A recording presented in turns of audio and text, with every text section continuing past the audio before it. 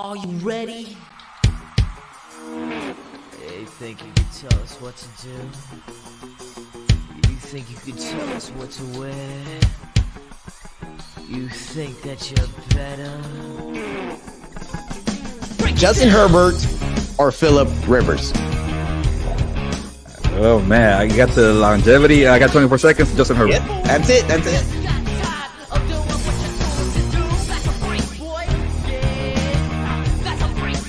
Freddie, did you really want to be a Dodger?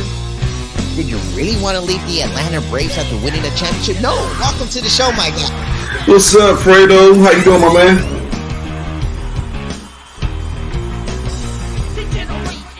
What's going on, ladies and gentlemen? Welcome here to Monday Night Fredo live from the Infinity Studios here in Los Angeles, man. It was a great weekend of sports.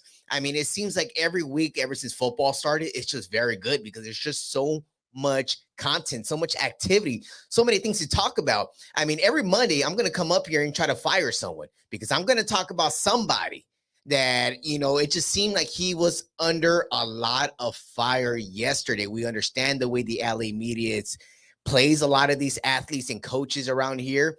But we got something to go ahead and talk about. But I do want to go ahead and also let you guys know, you know, it was Lakers Media Day, not just Lakers Media Day, but a media day throughout the NBA. I mean, just Kevin Garnett. I mean, well, why was I even thinking about Kevin Garnett? But Kevin Durant. Kevin Durant finally spoke. Kyrie finally spoke. And Ben Simmons is actually smiling. Yes, all three of them will be hitting the court this upcoming weekend for the first preseason game. So I'm very excited to see what Ben Simmons, KD, and Kyrie are all about. But there's another trio here in Los Angeles with LeBron James, Anthony Davis, and Russell Westbrook. All three of them took a good stand today. They said a lot of good things, and it seemed like they were all smiling. But we will be talking about a little bit about the Lakers and the NBA with the one and only Money Mike. Again, you get to catch Money Mike now, not just on one show. You can catch him on two shows. You can catch him on the Waiver Wire every Sunday and also catch him on the Profanity Nation podcast, 8:30 Pacific here from the Infinity Studios. But we will be having Money Mike in a little bit. But I do want to get started with this, guys. Yesterday, as every Sunday, I am at SoFi Stadium, you know, watching the greatest football team in Los Angeles. A lot of people are going to be like, well, you know, the Chargers are not there yet. But hey, they spend the money over the offseason. They spend millions and millions of dollars over the offseason for them to have about 7 Pro Bowlers in week 3 on the injury list. When you look at certain players who are injury prone, you know they're going to get hurt. We understand what comes with those players. You know, we understand AD, someone who gets hurt every single time he hits the floor. So we here in Los Angeles could understand that AD is probably going to get hurt in the first month.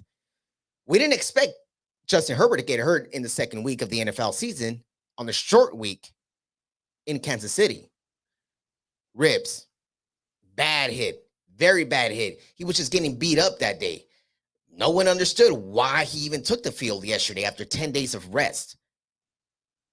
He only had it. This is something that kind of got me bothered. I've never seen Justin Herbert talk to the media the way he did yesterday. He's always a very good, respectful player and understanding about what comes being a quarterback here in Los Angeles. But it took him to yesterday. Until yesterday, Justin Herbert did not make it out to the field till 12:25 p.m., 40 minutes prior to kickoff. He barely made it out onto the field, started getting warmed up. First quarter went underway. He was just not in it. Second quarter, he wasn't in it. Third quarter, he wasn't in it. Fourth quarter, he was definitely not in it after being down 28 points in the fourth quarter. We can all sit around and think, well, okay, who do we got to point the finger to? There's only one individual who got to be finger pointed, and that's head coach Brandon Staley. Brandon Staley coached his 20th game yesterday. His 20th game, 17 last season and 3 this season. Take a guess. Take a guess in what his record is in the first 20 games of his coaching career. He's 10-10, 500. 1-2 this season. when you spend so many millions of dollars, you expect to at least be maybe 2-1 at the very least. But that game in Kansas City should have been 1. They were up 17 points on them. That should have been taken care of. Not like the Las Vegas Raiders or 0-3. Let's not talk about them because they don't deserve any spotlight being 0-3. When you win a game, I will talk about you. But Brandon Staley, after the game, said a couple interesting things, which I will respond to his comments. And I want you guys to take a listen. I want you guys to take a listen to the way he's talking and just his body language. You can just see that, okay, this is not for him. And right now, if we can, let's go ahead and play this video on what Brandon Staley had to say after a 28-point ass whooping they took from the Jacksonville Jaguars. This is what Brandon Staley had to say. They're down 28 late. Yeah, Lindsay, it's a good question. He wanted to be out there with his teammates. He felt good, and he wanted to finish the game. He wanted to, give our group some energy, and we were going to protect him there at the end with really sound protection as best we could. But you know what? Let's play that one more time with the audio. I want you guys to hear the very beginning part when Lindsay Thury, the ESPN reporter who covers the Chargers, great lady, look what she asked him and look at the way he responds. Just take a look at this one more time. They're down 28 late. yeah, Lindsay, it's a good question. He wanted to be out there with his teammates. He felt good, and he wanted to finish the game. He wanted to, give our group some energy, and we were going to protect him there at the end with really sound protection as best we could. But okay, when you say, he wanted to be out there with his teammates, he wanted to give them energy. What effing energy are you going to give when there's 5 minutes left in the fourth quarter and you're down 28 after you got hurt 10 days ago? Your season was almost over. You can barely breathe. You can barely throw the ball. You can barely. Why? And Brandon Staley, I wish you were right in front of me. But when you have your franchise quarterback going out there, getting beat up, getting hit in the third quarter, he took a very bad hit late in the third quarter. Now, at that point, they were down like 20 points. I'm like, okay, why still have him out there? You have Chase Daniel on the sideline getting warmed up and ready. Take him out. Why get him beat down? And when Brandon Staley says, well, he wanted to be out there with his teammates, who makes the decisions around here? Does Justin Herbert make the decisions? No. Brandon Staley, you're the head coach, a young head coach who might not even be here after this season. All the speculation, all the talk I kept hearing during the game is like, well, hey, Sean Payton is just waiting on the sideline, waiting to get that phone call. I might be just getting on the phone call right now. If I had Sean Payton's phone, I'll call his ass right now. And I'll get him to get coach this freaking team who should not be 1-2, especially losing to the Jaguars by 28 points. That's just devastating. That's enough. That's enough of what I'm going to talk about here because I'm going to say certain things that I might regret. So this is where I'm going to stop right now. But Brandon Staley, next time, you're the decision maker, not Justin Herbert. Okay? You understand that he's hurt. Don't leave him out there, man. Just don't leave him out there. And I know Money Mike here. If that was LeBron James, he'll be like, leave him out there. Let him get hurt. We don't need him. I'm pretty sure that's what Money Mike is going to say when we come back here on Monday Night Fredo. We'll return.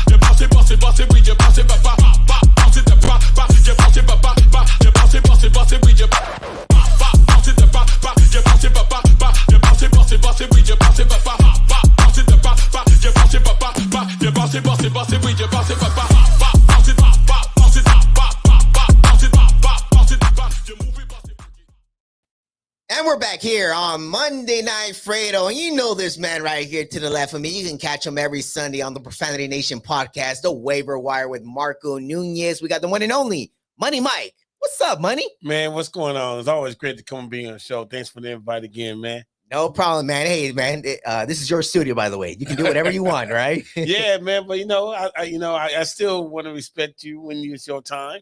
I appreciate that. Thank you for allowing me to grace your time. And no problem. And let's go ahead and talk about this stuff. Yes, of course, ladies and gentlemen. I wouldn't have said that about, like, first of all, LeBron is hurt. You got to make sense, let him rest, especially if the game is over. I mean, right. That dude, leaves on his own anyway. So he well, definitely ain't gonna try to play if he's hurt. Well, he's definitely going to try to play because he's not hurt this season. He did say He's 100%. Yes, that's That's right. what he said. He said that 100%. Even though last year he says I can never be 100%. So I don't know what to believe. But, yeah, it's true.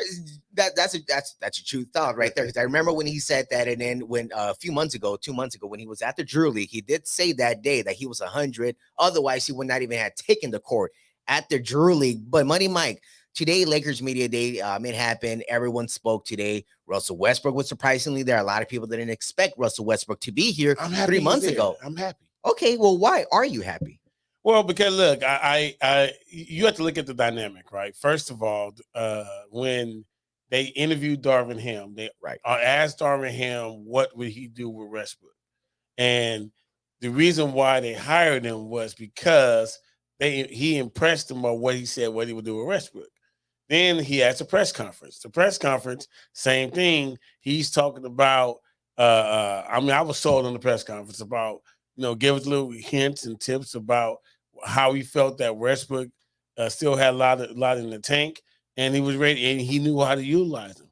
I think we have to give him an opportunity. Now I'm only giving him 1 year though. Now, it's a short lease. Okay. But I mean, he got the job based on the fact that he knew what to do with Russell Westbrook. We got to give Darvin Ham an opportunity for that. We definitely should, because Frank Vogel had the opportunity last year to try to do something with this great trio that a lot of people thought. I mean, we even thought about it when they acquired Russell Westbrook last season. We were like, oh, wow, we're in it. We're going to win it this year. I never thought that.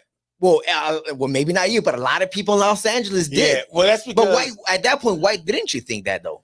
Well, because, I mean, that Westbrook is a ball-dominant player. Right. And you have LeBron, who's also ball-dominant. The thing about Westbrook is he's the one of those players that you got to get going.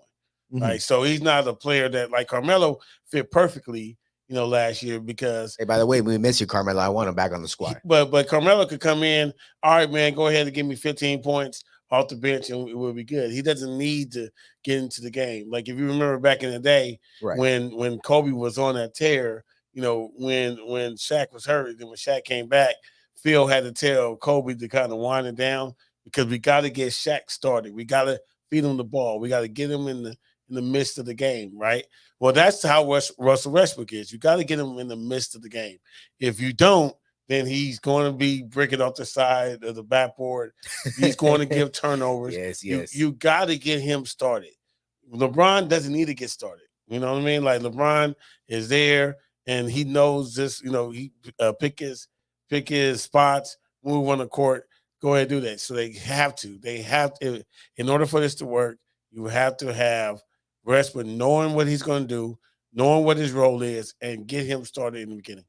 Okay, that's a good thing, because my way of maybe making this work is like, okay, Russell Westbrook is a point guard, whether it's Patrick Beverly or Westbrook, whoever starts, of course, that's something that still is kind of undecided. Darvin Ham said this morning that they're still, it's a competition to see who's going to get the starting point guard spot. But hopefully at the end of the day, you do have those two guards at the top of your lineup, and Russell Westbrook got to control the ball. There is no Russell Westbrook. I mean, I'm pretty sure he worked out this offseason. I'm pretty sure he's going to be a whole different Westbrook than what we saw last season.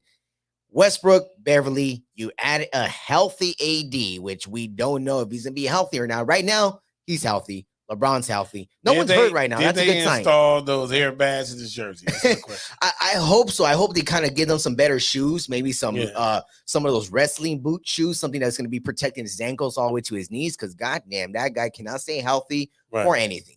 But hopefully, if he does, LeBron stays healthy, Westbrook's healthy, everyone's healthy, Darvin Ham's doing his thing. Can the Lakers win this season? I mean, we absolutely can. I think we definitely could be a top four. If everything's going to all cylinders. I mean, there's in the West, a lot of teams got worse. I mean, like, Donovan Mitchell getting shipped out for what Utah got back. I don't think really they're going to be a contender. Memphis is the only one with John Morant that you really have to be concerned with. The Warriors are going to do what they're going to do. They don't, Well, they did lose a couple pieces. Yeah, but it doesn't matter. It doesn't matter. They still have Curry. It doesn't matter. Thompson. They still have their core. Right. And they know what to do. They know how to win. They don't even really care about regular season. They're just gonna play it through and then get in the playoffs and do what they do. I do have a sneaker team that's going to be coming out of the West. I'm pretty sure they've been, ringling around there for the past few years. The Dallas Mavericks. Really? Dallas Mavericks, because with the trade they got with Christian Wood coming from the Rockets, they also got JaVale McGee coming in. JaVale McGee is, he's a great backup center. He's someone that can defend, block some shots out there, help out Luka and whatnot. But Luka is just, he's amazing. There's not another player. I think I take Luka over Trey, over Ja, and over those young guys. I take Luka over those three. You're thinking I'm taking Ja. You're taking Ja. I'm taking Ja. I don't know. Think I'm gonna tell he's you why. Explosive though. He is explosive. Got to give him that. I'm gonna tell you why. Like I look at Ja having more upside in the next couple of years. I see Luka kind of plateauing. He's an amazing player, all-star, great playmaker, something that Ja cannot do. Right, but I think Luka is kind of plateaued to what he's going to be, which is not a bad thing at all. Like he's still an all-star. Double-double, does everything on the court. Yeah, so I just think he's plateaued. I think Ja has a couple more notches. He's got a great swing. Seeing the world. Okay. That was pretty nice. You go ahead and see what the NBA is going to look like. But one thing that I personally, for everyone that's been watching Monday Night Fredo for the past few months, that I've been on here preaching every single time the Lakers cannot trade Russell Westbrook. They just cannot. They got to give him a chance. He's a hometown kid, UCLA kid. You got to give him an opportunity to shine. Earlier today, Russell Westbrook got a chance to talk to the LA media, and he had a couple interesting things to say when they asked him, hey, do you think the Lakers are buying into you after you're buying into the Lakers? And this is what Russell Westbrook had to say earlier today. Again. Yeah, Russ, you said you're buying into the Lakers. Do you think the Lakers are buying into you? Do you think the Lakers want you here? Whether they want me here or not, it doesn't really matter. Honestly, my job is to be a professional, show up to work like I've always done thus far, do my job the best way I know how to, and that's it. We all have jobs that sometimes people at our jobs don't like us or don't want us there, as you guys probably can attest to, in any other job across the world. And as a professional and as a working man, I have to do my job and do it the best way I know how to be able to support and take care of my family, and that's what I would do. That's exactly. I don't like that. You don't like that? Why not? Look, Westbrook is an energy guy, right? He kind of used to be an energy guy. Yeah, but now. but that's his style, right? So, I would have preferred for him to say, if they don't want me here now, then they are gonna want me here later. Mm-hmm. You know what I mean? Something like that. Like, have confidence in himself. It seems like he's just coming to say, look, I'm making $44 million. What I heard was, hey, don't put his business out there like that, Money Mike. It's don't public. Put his business it's public. out there. Let the man make $44 million Go to if he wants. hoopsite.com. You can see everybody's salary, so it's public. I heard, look, man, I'm making $44 million this year, so whenever they want me to play, I'm gonna go play. Especially the way he was treated last year. It just seemed like everyone in Los Angeles, from the media to the fans, everyone did not want Russell Westbrook on this team this year. Now that he's kind of here now, he knows he's hated. He knows that certain people don't like him. They didn't want him to be here. Having that type of mentality, I think it's good for him. Because if he has that mentality, instead of being off and be like, well, I don't want to be here, I don't want to play, blah, blah, blah. No, I'm not happy. I'm not saying it's good to see him happy at least, though. But I'm not saying that, though. You need to be confident in your ability, right? And you need to say, if they don't want me here now, they're going to be happy they kept me. Say something like that. Just have a little confidence in yourself. Don't just say, yeah, I know nobody want me to be here, but I'm going to come to work. Listen, I love, I hate Patrick Beverley.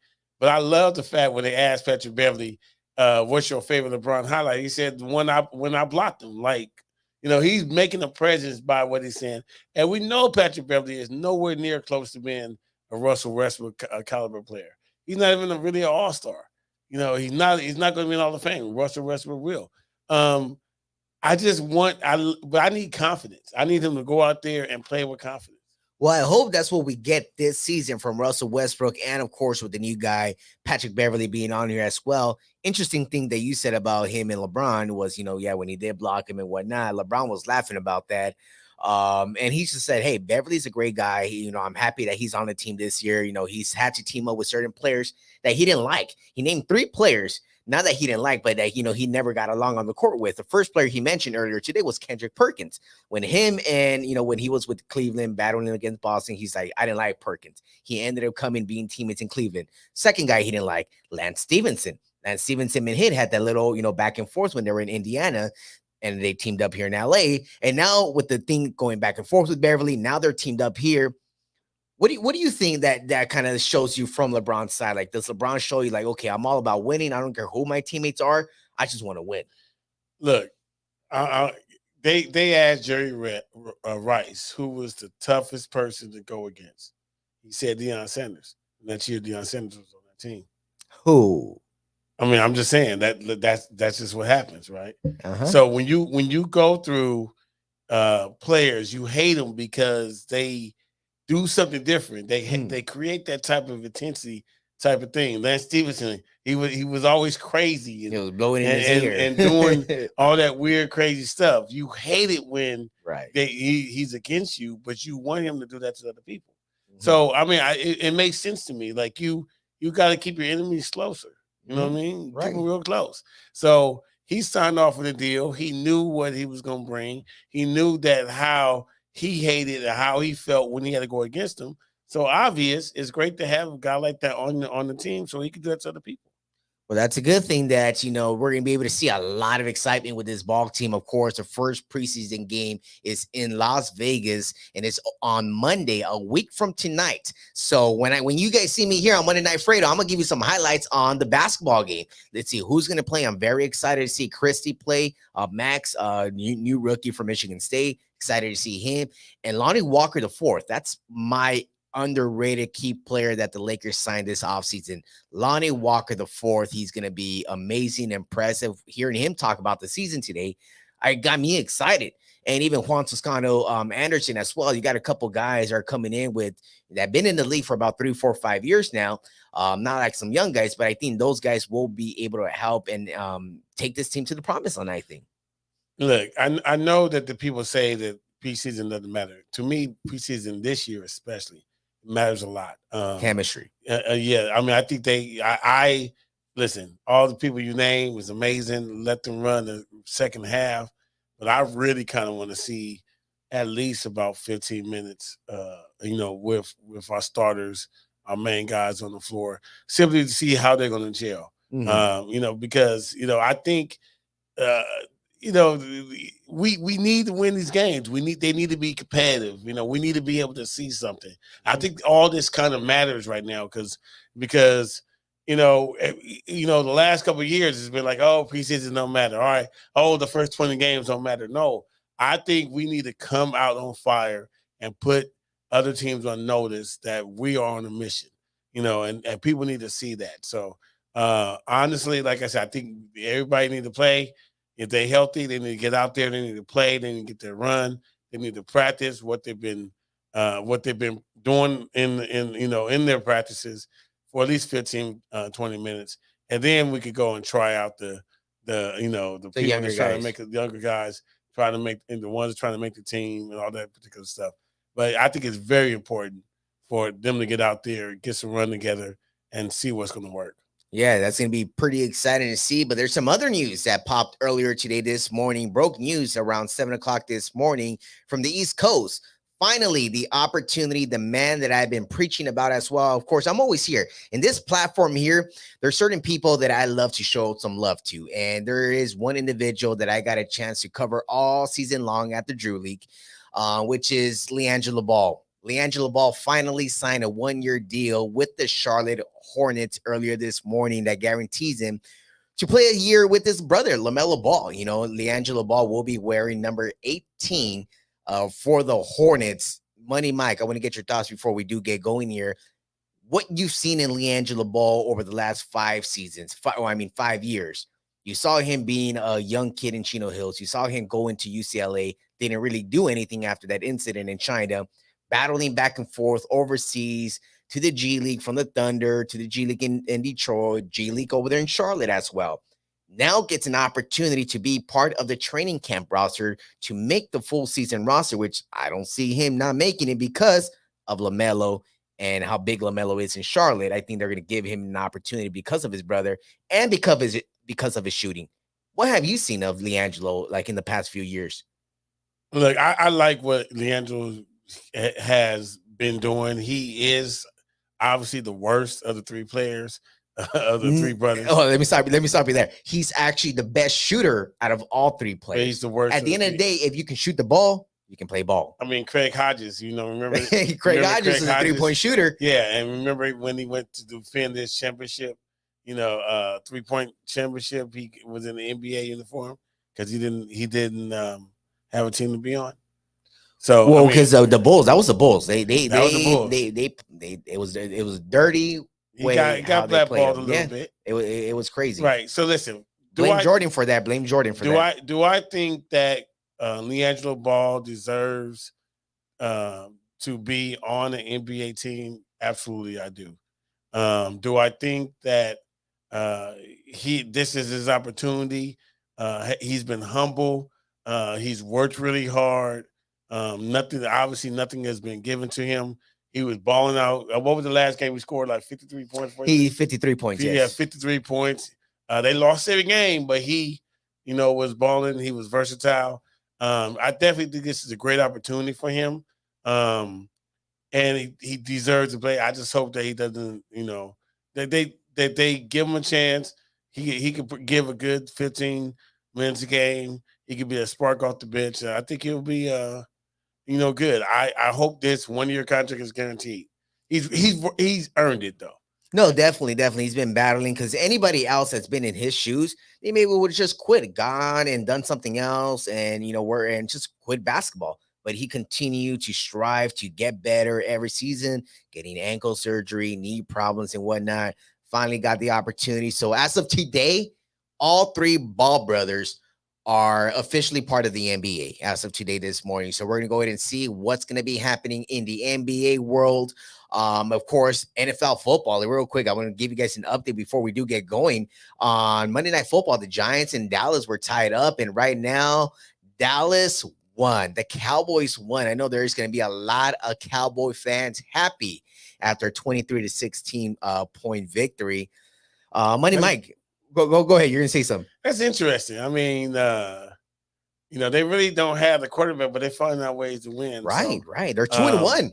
2-1. So can't complain about that. They're doing kind of like Ezekiel Elliott's over there, but you got Pollard. Pollard got more running yards than Zeke today, so that's crazy. Yeah, they're doing running back by committee. I'm not really a Cowboy fan, so I can't say I'm happy for him, but it's really interesting that coaching. Definitely you see it standing out. As you was talking about with the Chargers, I don't know what they're doing over there. Yeah, man, it's a devastating part, but of course I do have a new story coming out, so make sure everyone subscribe to my Substack. Everyone, if you're following me on Instagram and Twitter, it's going to be out there very soon. Got a lot of things, of course, and happy for the winner, Johnny, who won the ticket yesterday. Gave away some free tickets to the Charger game yesterday, so congratulations, of course. If you subscribe to my Substack, there's a lot of things you can go ahead and get. So go to Substack, and of course, my links are on my bio on Instagram and Twitter. And I do got a couple of extra things I'm going to be saying, but I'm not going to say it on here. I'm going to make you wait. So go ahead and follow me on social media as well. And follow Money Mike as well. Get him on the Profanity Nation podcast. Catch him there talking smack about LeBron every single Sunday night. So wait a minute. See, hold on. See, first of all, do we have that sound back there? Is that I'm not a hater? First of all, I'm not a hater. We don't even need the sound bite. We need the sound bite. I don't talk. I ain't hating. I don't talk smack about LeBron. I sell the truth about him. Like, I need LeBron to play defense this year. Right. I mean, that's all I'm asking for. Like, I ain't hating. I need LeBron to get a rebound, and if he doesn't get it, don't turn around and be mad that the people behind him didn't get it. I just want him to be held accountable for himself. That's all I'm asking about LeBron. That's it. All right. Now, if that's not fair, then Hey, people well, Money come Mike in. life's not fair. And the other thing that's not fair is Money Mike criticizing LeBron James every single Sunday night on the Profanity Nation podcast. Check them out, 8:30 Pacific. I'm here on the Infinity Studios. And again, catch me here on Monday Night Fredo every single Monday, live from Los Angeles. We'll see you guys next Monday. One more thing. Go ahead. We do waiver wire Yes. with Marco Nunez at 10 p.m. on every Sunday.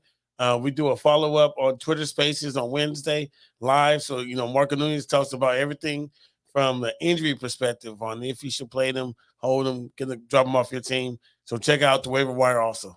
Yep, check them out. And you can catch all these great shows here on the Infinity Studios channel on YouTube. We'll see you guys next Monday. Money Mike, stop hating on LeBron. Man, I'm not hating on LeBron. I'm hating. We'll see you guys next Monday, guys. Peace.